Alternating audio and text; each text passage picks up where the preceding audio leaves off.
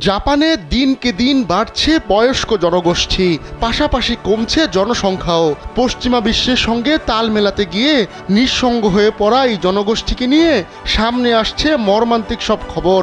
পরিস্থিতি এতটাই ভয়াবহ যে নিজ বাড়িতেই একাকী মারা যাচ্ছেন অনেকে, অথচ জানে না কেউ। মৃত্যুর কয়েকদিন পর উদ্ধার হচ্ছে মরদেহ। জাপানের জাতীয় পুলিশ সংস্থার বরাতে এমন ভয়াবহ চিত্র তুলে ধরে খবর প্রকাশ করেছে বিবিসি। কেবল চলতি বছরের প্রথম 6 মাসেই জাপানের 37,000 মানুষ নিজ বাড়িতে নিঃসঙ্গ অবস্থায় মারা গেছেন। তাদের মধ্যে কারো কারো মরদেহ 1 বছর পরেও উদ্ধারের নজির রয়েছে। জীবনকে উপভোগ করার সব আয়োজনই একটি নিশ্চিন্ত কমিউনিটি লিভিং নিশ্চিত করছে রূপায়ণ সিটি উত্তরা। তথ্য বলছে নিঃসঙ্গ অবস্থায় 37,227 জন মানুষকে তাদের নিজ বাড়ি থেকে মৃত অবস্থায় পাওয়া গেছে।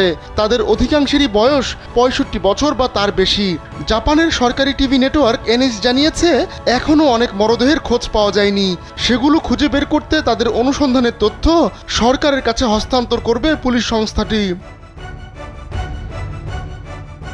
National institute of population and social security research এক গবেষণা প্রতিবেদনে জানিয়েছে, আগামী 25 বছরের মধ্যে জাপানে একাকী বসবাসকারী প্রবীণ নাগরিকের সংখ্যা অনেক বৃদ্ধি পাবে।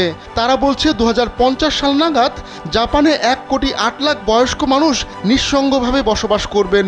এই সংখ্যাটা দেশটির সব পরিবারের 20.6%।